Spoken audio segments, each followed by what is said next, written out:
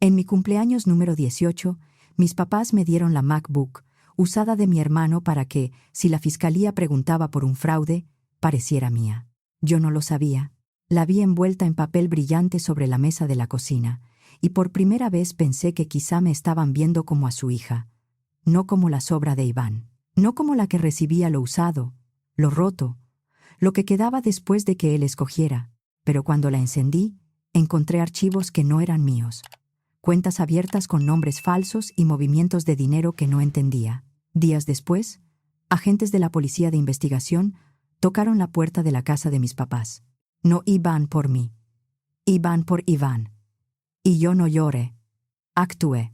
Sé que suena exagerado, como si una laptop pudiera partirte la vida en dos. Pero así pasó. Una noche pensé que por fin me habían dado algo bonito. A la siguiente ya estaba durmiendo en un hostal barato del centro, con mi mochila bajo la almohada y una grabación en el correo por si mi familia intentaba quitarme el celular. Mi familia nunca fue de esas donde el cariño se reparte parejo. A Iván, sí. A mí, no. Si en esa casa había un hijo favorito, era él.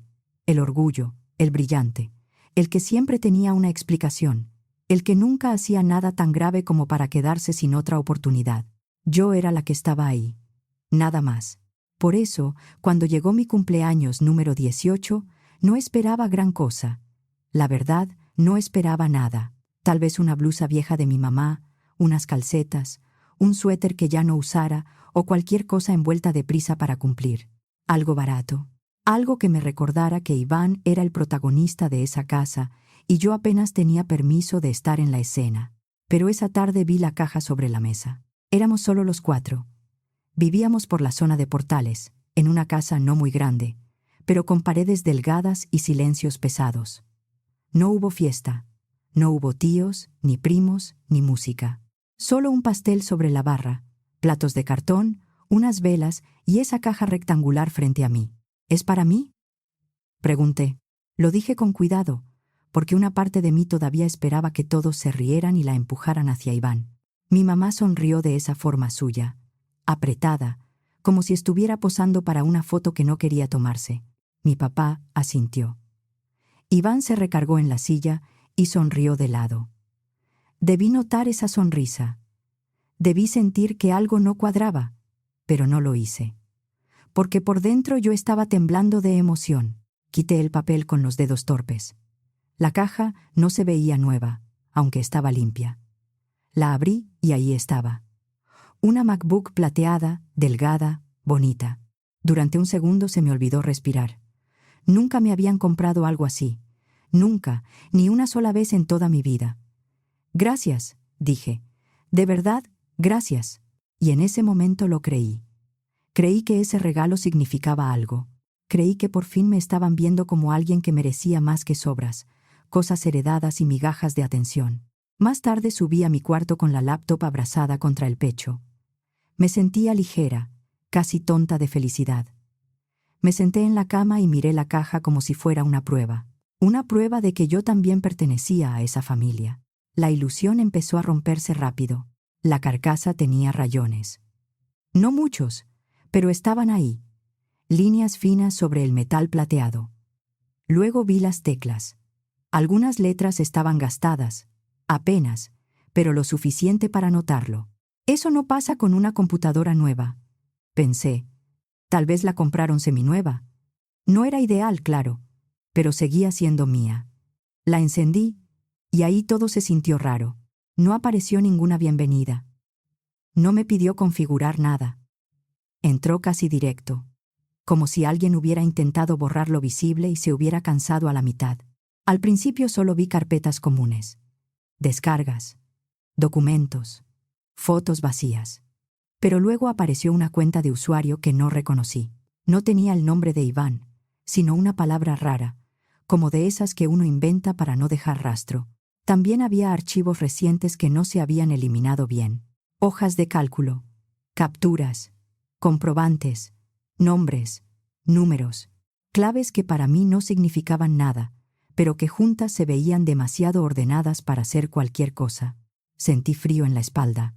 Esa laptop no era reacondicionada, era de alguien más. y en el fondo yo ya sabía de quién. La cerré de golpe, como si los archivos pudieran salirse de la pantalla. Por unos segundos me quedé mirando la computadora sobre la cobija. Todavía tenía pegada la emoción del cumpleaños, pero ahora se sentía como burla. Eso no era cariño. Eso no era generosidad. Era otra cosa. Recordé cómo me habían visto cuando abrí el regalo. La sonrisa tensa de mi mamá. El silencio de mi papá. La sonrisa torcida de Iván. Me dije que quizá estaba exagerando. Que tal vez solo era una laptop usada. Que mucha gente compra cosas de segunda mano. Que eso no significaba que no les importara. Pero el pecho se me cerró. Algo estaba mal. La empujé debajo de la cama, como si esconderla pudiera hacerla menos real. No funcionó. Esa noche, acostada en la oscuridad, seguía pensando en ella, en los rayones, en las cuentas raras, en las carpetas mal borradas y, sobre todo, en la cara de Iván. Yo no desperté desconfiando de la nada. Tenía años de entrenamiento.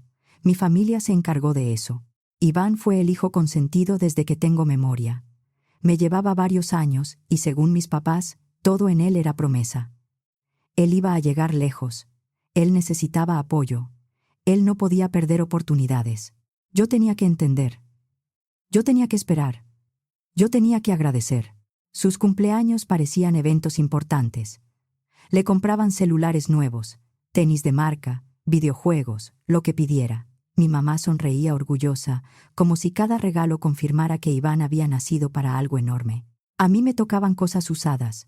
Un año me dieron un libro sobre cómo ser más positiva. Para que aprendas a valorar lo que tienes, dijo mi mamá. Feliz cumpleaños para mí. Cuando éramos niños, la diferencia era todavía más cruel. Recuerdo el cumpleaños número 10 de Iván. Le compraron una bicicleta roja, nueva, con cambios y llantas brillantes. Todos aplaudieron cuando salió a dar vueltas en la cochera. Un año después llegó mi turno. Me dieron la bicicleta vieja de Iván. Todavía tenía lodo seco en las llantas. Le pusieron un moño en el manubrio y me dijeron que no fuera malagradecida. Así fue casi todo. También había otra cosa que dolía más que los regalos. Iván podía equivocarse, y siempre había una razón. Si reprobaba una materia, era porque el maestro le tenía mala voluntad. Si rompía algo, era porque estaba cansado. Si contestaba mal, era porque tenía presión. Yo, en cambio, tenía que medir el tono, la cara, hasta la forma de cerrar una puerta. Mi mamá decía que yo era muy sensible. Mi papá decía que me gustaba hacerme la víctima. Con el tiempo aprendí a no discutir, porque en esa casa discutir no era defenderse, era confirmarles que yo era el problema. A él le daban celular nuevo. A mí me pasaban el anterior cuando ya tenía la pantalla estrellada o la pila fallaba. A él le compraban tenis en tienda. A mí me tocaban los suyos meses después, con la excusa de que todavía aguantaban. A él le preguntaban qué quería cenar. A mí me decían que había sobras en el refrigerador. Yo hacía bromas diciendo que mi segundo nombre era Usado. Nadie se reía. Para cuando entramos a la adolescencia, ya había dejado de esperar que las cosas cambiaran. Iván era mayor, más listo según ellos, más prometedor, más importante. Yo solo estaba ahí. Cuando se fue a vivir con su novia, pensé que por fin tendría un poco de paz. Ya no ocuparía todo el aire. Ya no habría que girar alrededor de su humor, sus horarios, sus planes y sus caprichos. Me equivoqué. Iván seguía apareciendo en casa de mis papás. A veces llegaba solo, saludaba apenas, se metía a su antiguo cuarto y cerraba la puerta como si todavía viviera ahí. Ese cuarto era su búnker. Pasaba horas con su laptop, tecleando sin parar. Si yo tocaba, contestaba mal. Si preguntaba qué hacía, decía, nada que tú entiendas. En ese momento pensé que jugaba en línea, que tenía un negocio raro o que solo perdía el tiempo. No era asunto mío, pero recordaba la laptop. Plateada, delgada, con el logo de Apple. Iván la cargaba como si fuera una joya. Por eso, después de mi cumpleaños, sentada en mi cama frente a esa misma computadora rayada, algo dentro de mí se torció. No me habían dado un regalo. Me habían dado la computadora de Iván. Todavía no sabía por qué, pero el hueco en mi estómago me decía que no era una broma barata. Era algo peor. Al día siguiente, La MacBook seguía sobre mi escritorio. Yo estaba sentada en la cama, mirándola como se mira a un animal quieto que puede moverse en cualquier momento. No la abrí. No quería tocarla más de lo necesario. Entonces escuché voces en la cocina. La de mi mamá, baja. La de mi papá, más grave. Y la risa tranquila de Iván. Normalmente no habría pensado nada. Habría ido por agua o habría seguido en mi cuarto. Pero esa vez no. Se me erizó la piel. Caminé despacio por el pasillo, descalza, pisando donde el piso no tronaba. Me detuve junto a la entrada de la cocina y pegué la espalda a la pared. El corazón me golpeaba fuerte. Al principio, solo escuché frases sueltas. Mi papá hablaba de pagos. Mi mamá decía algo del mandado. Por un segundo pensé que tal vez sí estaba exagerando. Entonces Iván dijo, se va a quedar con la idea de que es seminueva. Ni cuenta se va a dar de lo demás. Sentí que el piso se movía. Saqué el celular del bolsillo y puse a grabar. Si estaba equivocada, borraría el audio después. Si no, necesitaba una prueba. Mi mamá habló más bajo, pero la escuché. Te dije que limpiaras todo. Todo, Iván. ¿Cómo dejaste eso abierto? Fue un día, mamá, respondió él molesto. Una sola vez. Ya cálmate. ¿Y la VPN? VPN. No era experta, pero sabía lo suficiente. Servía para esconder desde dónde te conectabas. Iván soltó aire, fastidiado. No tienen cómo llegar a mí. Y si llegan, esa computadora ya no está conmigo. Me pegué más a la pared. Entonces habló mi papá, con esa calma pesada de quien cree que ya resolvió todo. Escuchen bien. Si preguntan, esa computadora ya está en su cuarto. Ahora es de ella. Es joven, no tiene antecedentes. A ella todavía podemos sacarla. A ti te hunden. Casi se me cae el celular. Ahí estaba. La trampa, la razón de la caja, la razón de los archivos, la razón de sus miradas en la mesa. No me habían dado una MacBook, me habían dado una bomba, y estaban dispuestos a dejar que explotara conmigo adentro con tal de proteger a Iván. Él se rió bajito. Ni siquiera lo va a entender, dijo. Por un segundo quise entrar a la cocina y gritarles en la cara. Quise aventarles todas sus mentiras. Quise decirles que los había escuchado, que sabía todo, que no podían hacerme eso, pero no lo hice. Me temblaban demasiado las manos, y mi celular seguía grabando. Me alejé de la puerta con mucho cuidado. Sentía el cuerpo cargado de electricidad, como si hubiera tocado un cable pelado. Siempre supe que mis papás querían más a Iván. Siempre supe que yo iba después. Pero esto era distinto. No solo me habían ignorado, me habían usado. Volví a mi cuarto, cerré la puerta y le puse seguro. Respiraba rápido, como si me faltara aire. Detuve la grabación y la reproduje unos segundos. Sus voces llenaron mi cuarto, claras y frías. Mi prueba, no la dejé solo en el teléfono. La subí a mi correo y me la mandé a mí misma. También la guardé en una nube con una contraseña que ellos no conocían. Si me quitaban el celular, no quería quedarme sin nada. Miré la MacBook sobre el escritorio. Mi supuesto regalo. La evidencia que habían querido sembrarme. Quise abrir la ventana y aventarla hasta verla hacerse pedazos en la banqueta. Pero no lo hice. Apagué la computadora, la cerré y no volví a tocar nada. Luego empecé a empacar. No empaqué como alguien que se va de viaje. Empaqué como alguien que huye. Cartera, celular, cargador, cepillo de dientes, 2 cambios de ropa metidos a la fuerza en una mochila. Y la laptop. Me dio asco cargarla, pero sabía que no podía dejarla ahí. También agarré el poco dinero que tenía, propinas de la semana, unos billetes doblados en una libreta y lo que quedaba en mi tarjeta. No era mucho, pero alcanzaba para no dormir en la calle esa noche. Me detuve un momento y miré mi cuarto. Los pósters en la pared, los libros sobre el buró, la cobija de mi cama. 18 años de vida metidos en un cuarto que de pronto ya no se sentía mío. Cerré la mochila y me la colgué al hombro. Abrí la puerta, caminé por el pasillo y dije en voz alta, como si nada: voy a salir con una amiga.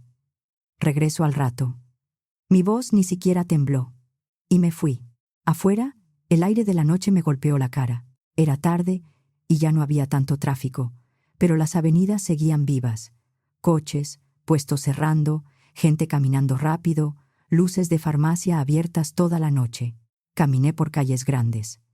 No quería meterme por donde no hubiera gente. No quería darle oportunidad a nadie de alcanzarme. Cada paso repetía lo mismo.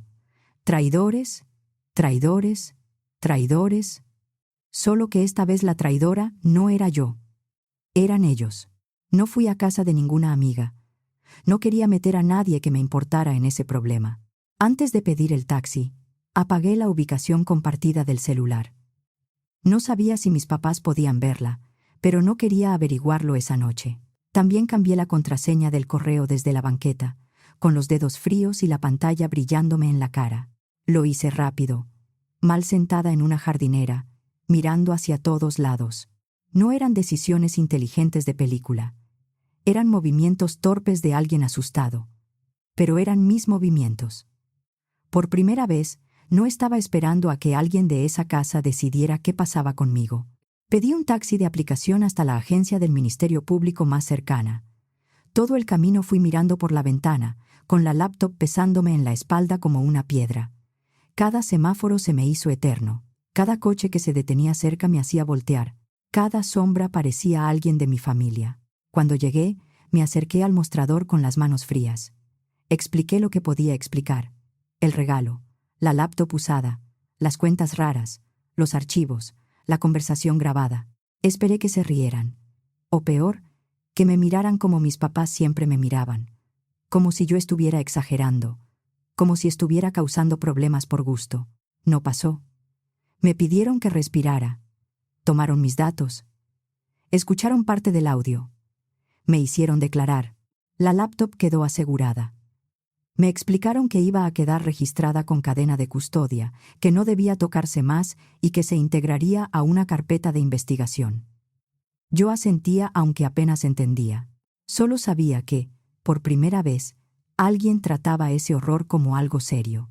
En la oficina, había una mujer detrás de un escritorio que no me habló bonito, pero tampoco me trató como loca. Eso me ayudó más de lo que ella imaginó. Me preguntó si la computadora era mía, desde cuándo la tenía, quién me la había dado y si alguien más había tenido acceso.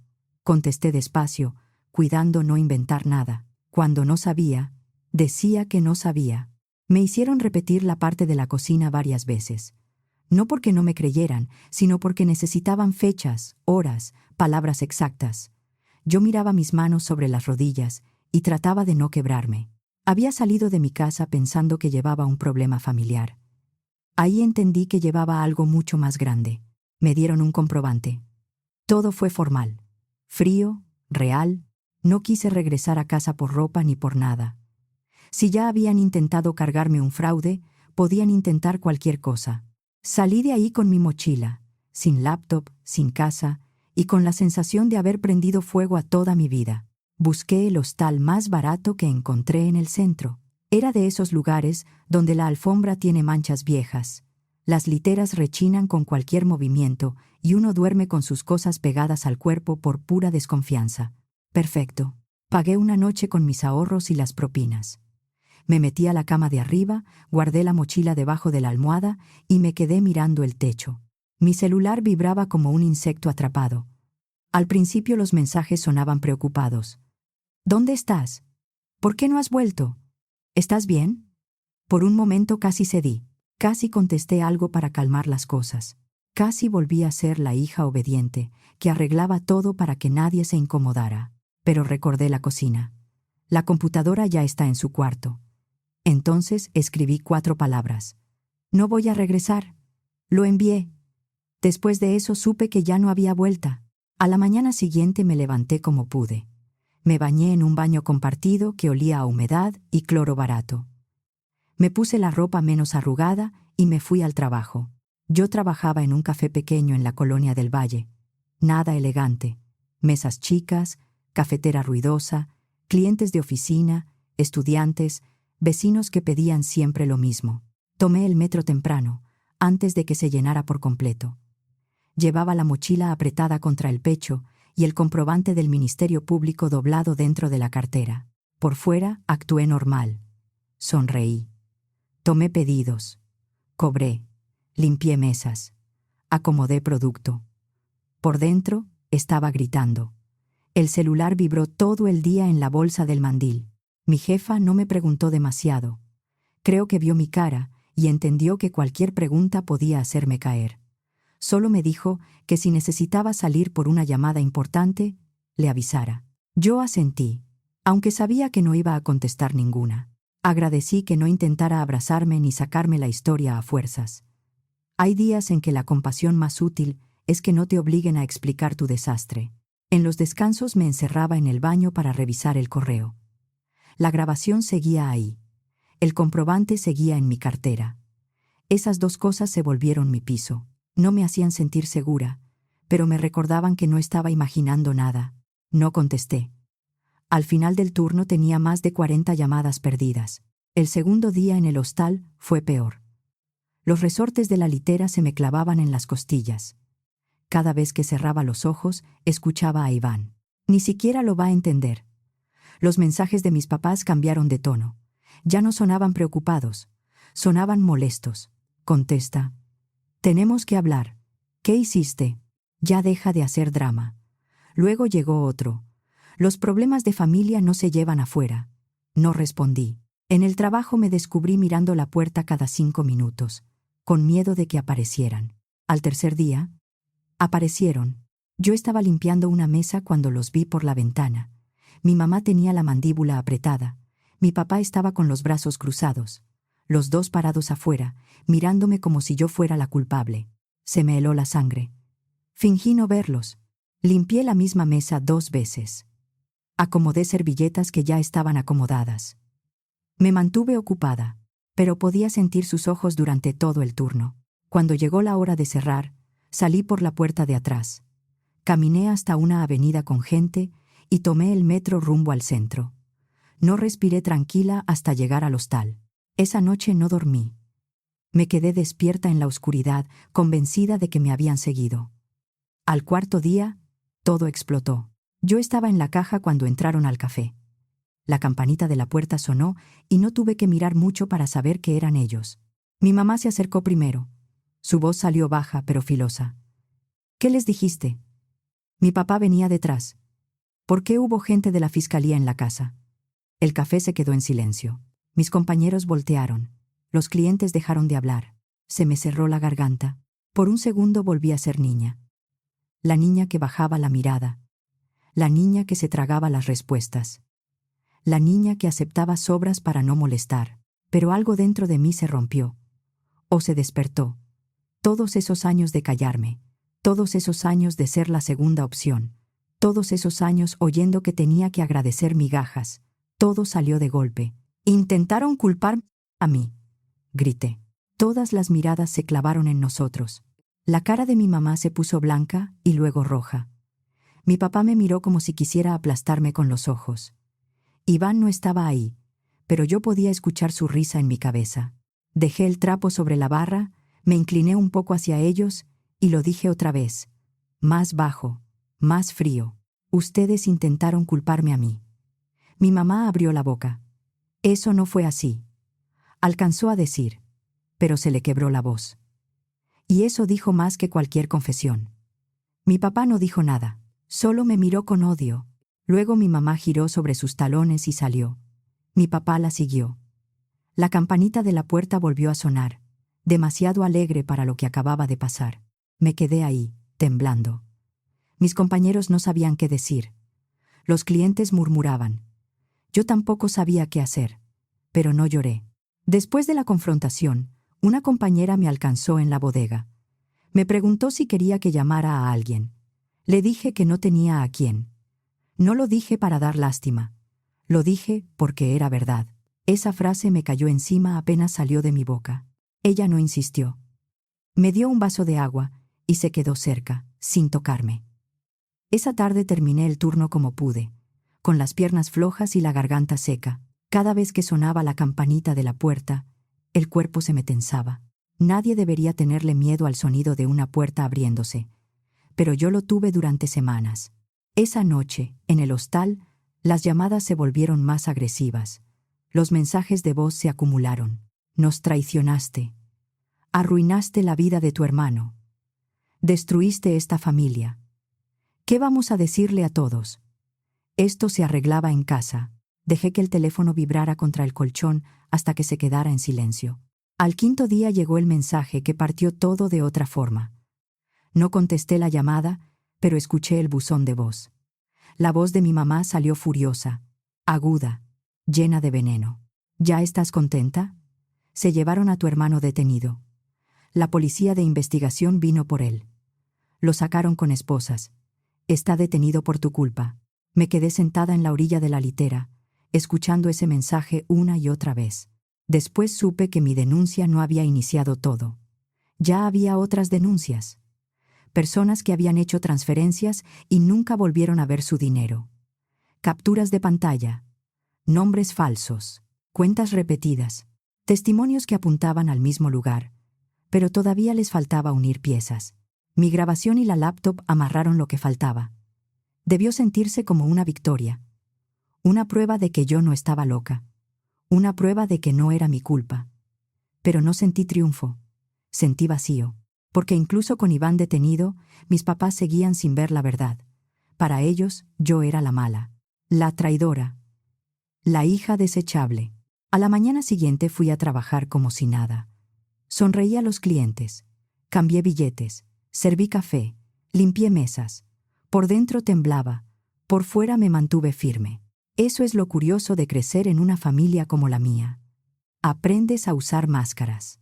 Pero mientras el celular vibraba en mi bolsillo con otro mensaje de voz que no iba a escuchar, entendí algo. Por primera vez, esa máscara ya no era para protegerlos a ellos. Era para protegerme a mí, porque yo ya no era su chivo expiatorio. Tiempo después llegó la sentencia. Iván dejó de ser el hijo perfecto. Ya no era el orgullo de la casa. Era un acusado que terminó condenado. La verdad salió durante el proceso. Iván había engañado a adultos mayores, hombres y mujeres de 60, 70 y hasta 80 años. Personas que confiaron en él porque hablaba bonito, porque parecía educado, porque sabía explicarles cosas de tecnología sin hacerlos sentir torpes. Les decía que podía invertir sus ahorros en criptomonedas. Les prometía administrarles cuentas, cuidar su dinero, multiplicarlo. Les decía que no se quedaran atrás, que el futuro estaba en lo digital, que él podía ayudarlos. Ellos le creyeron.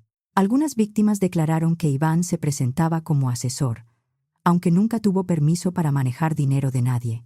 Les hablaba de aplicaciones, de billeteras digitales, de rendimientos que sonaban imposibles, pero los envolvía con paciencia.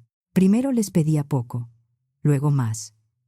Cuando preguntaban por su dinero, decía que el mercado se había movido, que había que esperar, que sacar los fondos antes podía hacerles perder todo.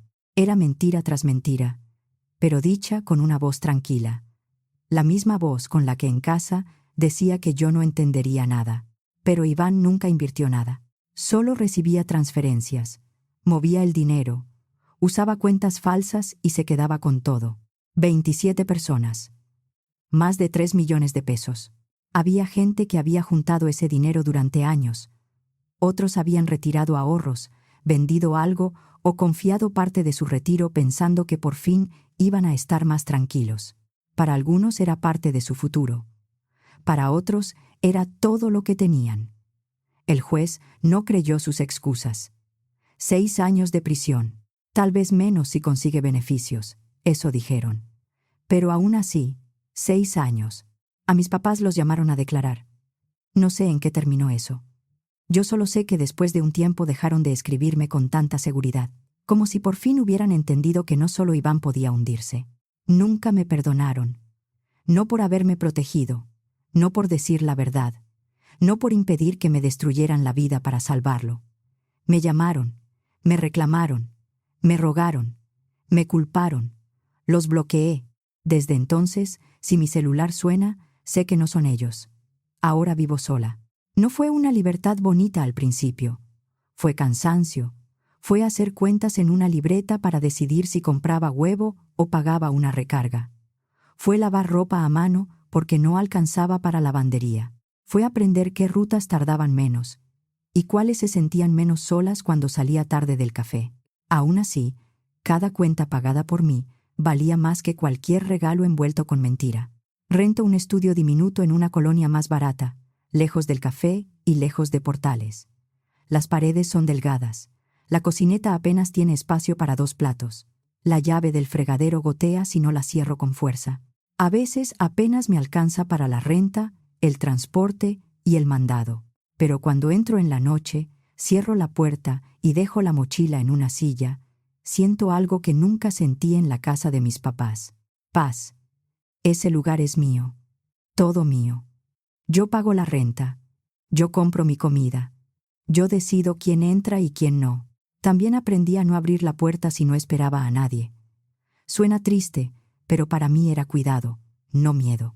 A veces me quedo parada en medio del cuarto, escuchando el silencio. No es el silencio frío de una familia que te ignora. No es el silencio de esperar que alguien te grite, te compare o te recuerde que debes agradecer lo mínimo. Es un silencio donde nadie me está preparando una trampa. Y eso, aunque nadie lo celebrara conmigo, ya era una forma de estar viva. Lo que más me costó aceptar no fue que Iván hubiera hecho algo grave. Fue entender que mis papás estaban dispuestos a entregarme para que él siguiera limpio. Ahí se rompió algo que ya venía roto desde hacía años. Yo todavía le buscaba explicación. Pensaba que una familia podía ser injusta, fría, desigual, pero que al final no iba a usarte como escudo. Me equivoqué. Me dieron esa laptop para hundirme. Fue lo primero que usé para salir de ahí. Y aunque perdí una casa, una familia y la última idea inocente que tenía de ellos, también dejé de vivir abandonándome para que otros siguieran cómodos. Ahora cierro mi puerta cada noche, le paso el seguro y respiro. No tengo mucho, pero lo poco que tengo ya no está manchado con sus mentiras. Y eso para mí es empezar de nuevo.